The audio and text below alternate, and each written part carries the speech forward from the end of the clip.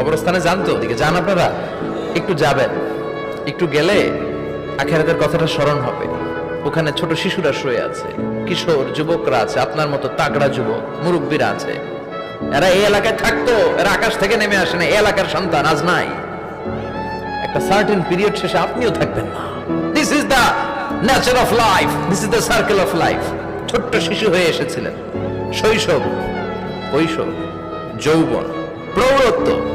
আগে ছিলেন সিঙ্গেল, বিয়ে করে হয়ে গেলেন ডবল।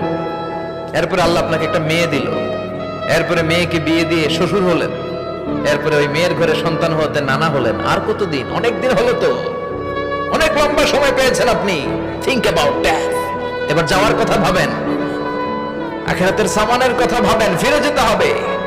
কি শক্তিশালী যুবক!